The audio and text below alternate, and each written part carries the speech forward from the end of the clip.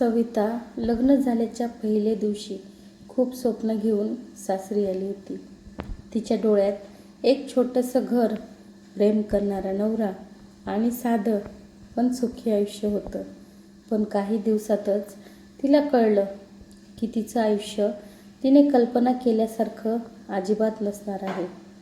कारण तिचा नवरा अमोल स्वभावाने खूप रागीट आणि संशयी होता.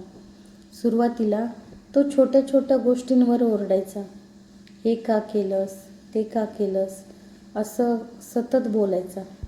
सविताला वाटायचं की कदाचित नवीन लग्न आहे म्हणून असेल. पण दिवसेदिवस त्याचा राग वाढतच गेला. तो उशिरा घरी यायचा, दारू प्यायलेला असायचा आणि मग कोणतेही कारण काढून सवितावर ओरडायचा. एकदा तर फक्त भाजीला मीठ जास्त झालं म्हणून त्याने तिला थापड मारली. त्या दिवशी सविताचं मन खूप तुटलं, पण ती शांत राहिली. कारण तिला वाटलं की वेळेनुसार सगळं ठीक होईल. पण तसं काहीच झालं नाही. उलट अमोलचं वागणं अजूनच वाईट होत गेलं. तो तिच्यावर संशय घ्यायचा, फोन तपासायचा, कुठेही जायला परवानगी द्यायचं नाही.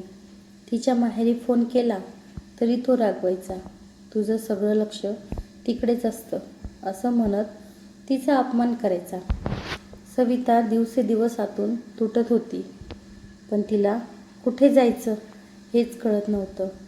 समाज काय म्हणेल, आईवडिलांना त्रास होईल या विचाराने ती सगळं सहन करत होती. काही महिन्यांनी तिला मुलगा झाला. तिला वाटलं की आता तरी अमोल बदलेल, पण त्याचं वागणं तसंच राहिलं.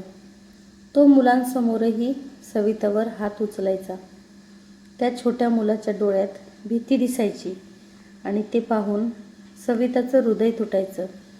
एक दिवस अमोल खूप दारू पिऊन आला आणि काही कारण नसताना सविताला खूप मारहाण केली. त्या रात्री सविता रडत बसली आणि तिने पहिल्यांदाच विचार केला की हे आयुष्य असं चालणार नाही. दुसऱ्या दिवशी ती शांतपणे उठली, मुलाला तयार केलं आणि माहेरी निघून गेली. सुरुवातीला आईवडीलही घाबरले. लोक काय म्हणतील असं त्यांनीही विचारलं. पण सविताने ठामपणे सांगितलं की ती परत त्या नरकात जाणार नाही.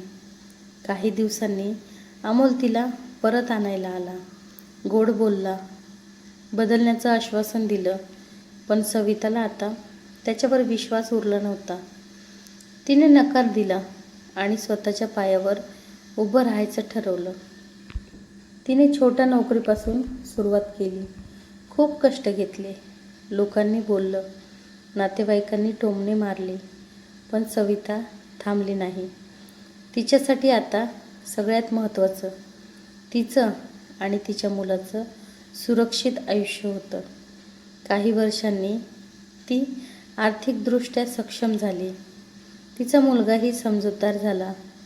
एक दिवस त्याने विचारलं, आई, तू बाबा सोडून का आलीस? तेव्हा सविताने शांतपणे सांगितलं, कारण मला स्वतःचा सन्मान जपायचा होता. त्या दिवशी सविताला जाणवलं की तिने घेतलेला निर्णय योग्य होता. आयुष्यात कधीकधी सहन करणं सोपं वाटतं, पण न्यायाविरुद्ध उभं राहणं खूप कठीण असतं आणि सविताने ते केलं होतं. तिची कहाणी अनेक महिलांसाठी एक उदाहरण बनली की अत्याचार सहन करण्यापेक्षा स्वतःसाठी उभं राहणं महत्त्वाचं आहे. आणि खरं सुख तेव्हाच मिळतं जेव्हा आपण स्वतःला हरू देत नाही. सविताचं आयुष्य आता हळूहळू स्थिर होत होतं, पण भूतकाळाच्या जखमा अजूनही तिच्या मनावर खोलवर जीवत होत्या. कामावर जाताना, मुलाला शाळेत सोडताना किंवा रात्री एकटी बसली की तिला त्या सगळ्या आठवणी पुन्हा त्रास द्यायच्या. तरीही ती स्वतःला सावरायची, कारण आता ती फक्त स्वतःसाठी नाही तर आपल्या मुलासाठीही जगत होती. काही महिन्यांनी तिने एक छोटं भाड्याचं घर घेतलं आणि नव्याने संसार उभा करण्याचा प्रयत्न सुरू केला. शेजाऱ्यांना तिची परिस्थिती हळूहळू कळू लागली. पण सविताने कधीच कोणाकडे दया मागितली नाही. ती शांतपणे आपलं काम करत राहिली.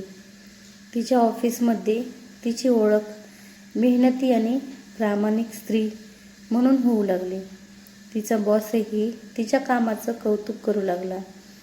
एक दिवस ऑफिसमध्ये महिला सक्षमीकरणावर एक कार्यक्रम झाला, जिथे सविताने आपली गोष्ट सांगितली. सुरुवातीला तिचा आवाज थरथरत होता, पण नंतर ती ठामपणे बोलू लागली. अत्याचार सहन करणं ही आपली चूक नाही, पण त्याविरुद्ध उभं राहणं हा आपला अधिकार आहे. तिचं बोलणं ऐकून अनेक महिला भावूक झाल्या. त्या दिवसानंतर सविता फक्त एक सामान्य महिला राहिली नाही, तर अनेकांसाठी प्रेरणा बनली. दरम्यान अमोलचं आयुष्य मात्र बिघडत चाललं होतं. दारूची सवय वाढली, कामावरून काढून टाकलं गेलं आणि मित्रांनीही साथ सोडली. एक दिवस तो अचानक सविताच्या घरी आला. त्याचा चेहरा थकलेला आणि डोळ्यात पश्चाताप दिसत होता. "मला माफ कर सविता, मी खूप चुकलो," तो म्हणाला. सविता काही क्षण शांत राहिली. तिच्या मनात जुन्या आठवणींचा पूर आला. पण आता ती आधीसारखी कमकुवत नव्हती. तिने शांतपणे उत्तर दिलं, "माफ करणं सोपं आहे, पण विसरणं नाही. आणि मी पुन्हा त्या आयुष्यात परत जाऊ शकत नाही."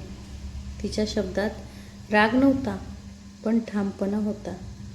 अमोल काही बोलू शकला नाही आणि शांतपणे निघून गेला. त्या दिवशी सविताने स्वतःला पूर्णपणे मुक्त केलं. तिच्या मनावरचं ओझं हलकं झालं. पुढच्या काही वर्षात सविताने स्वतःचा छोटासा व्यवसाय सुरू केला. तिचं काम वाढू लागलं. ती इतर महिलांना नोकरी देऊ लागली. तिचा मुलगाही शिक्षणात पुढे जाऊ लागला. एक दिवस शाळेत त्याला "तुझा हिरो कोण?" असा प्रश्न विचारला गेला. तेव्हा त्याने उत्तर दिलं, "माझी आई." हे ऐकून सविताच्या डोळ्यात आनंदाश्रू आले. तिच्या आयुष्यातील संघर्ष, वेदना आणि मेहनत सगळं त्या एका क्षणात सार्थक झालं.